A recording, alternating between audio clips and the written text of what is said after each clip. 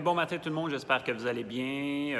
Cette petite capsule-là, c'est pour vous donner un peu les directives de la suite de la session. Dans un premier temps, si vous vivez une situation stressante, vous voulez en parler, écoutez, vous avez encore mes coordonnées, texto, téléphone, courriel, n'hésitez pas, ça va me faire plaisir de vous rassurer, puis de traiter à la limite cas par cas. Pour ceux qui ont décidé de poursuivre la session, juste vous rappeler qu'en tout temps, OK? Dans une semaine, demain, dans 3 semaines, vous décidez d'arrêter le cours ou que je vous attribue la cote de S, sans aucun problème, vous pouvez faire ce choix-là jusqu'au 12 mai. Même après avoir remis tout le travail, le 12 mai, je pourrais toujours modifier votre cote pour un S qui satisfait aux exigences. Ce qui va faire que le code S, c'est que vous allez pouvoir obtenir vos crédits, vos 3 crédits. Par contre, vous n'aurez pas, ce cours-là ne comptera pas dans votre moyenne globale. Pour ce qui est de la poursuite de la session, j'ai modifié le plan de cours de façon à ce que l'examen final qui compte pour 45 %, comme vous savez, à l'intra, on a 2 parties. Première partie théorique, deuxième partie pratique. Bien, la partie théorique, compte tenu qu'on ne peut pas se rassembler pour faire l'examen en présentiel, j'ai décidé de la convertir en 4 exercices, un exercice par chapitre restant. Donc, un exercice pour le chapitre 6, un pour le 7, un pour le 8, un pour le 9. Chacun de ces exercices-là va compter pour 5 % de la session. Vous avez jusqu'au 12 mai pour me les remettre, ces exercices-là.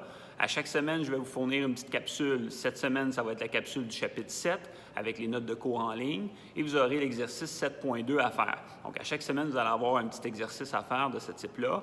Vous pouvez me le faire parvenir. Vous avez jusqu'au 12 mai pour me les faire parvenir tous. Je vais activer sur le portail le dépôt de chacun des travaux, donc de chacun des chapitres que vous pourrez faire lorsque vous serez prêt.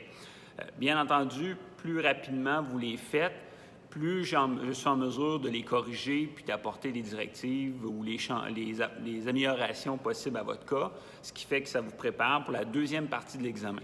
La deuxième partie de l'examen, c'est les travaux pratiques. Donc, vous allez avoir les 3 mêmes cas qu'on a eu à l'intra, mais vous aurez une analyse à faire pour ces 3 cas-là et vous aurez 2 semaines pour faire cette analyse-là et me la remettre pour au plus tard le 12 mai.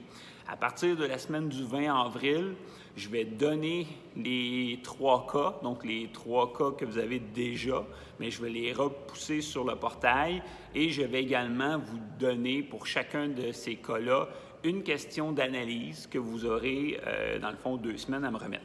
Cette analyse-là de ces 3 cas-là va correspondre à 25 %, soit la deuxième partie de l'examen intra. Et ainsi, vous aurez obtenu 45 % de votre note de la session pour cet exercice-là.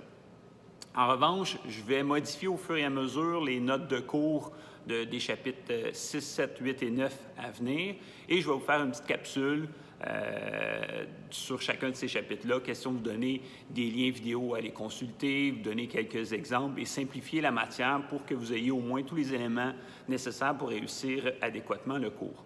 Je vous rappelle, en tout temps, si vous avez des questions, vous voulez des précisions relativement au travail à faire ou à l'évaluation, n'hésitez pas, ça va me faire plaisir. J'essaie de demeurer disponible. Encore là, 7 jours sur 7, de 6 h à 22 h le soir. Merci.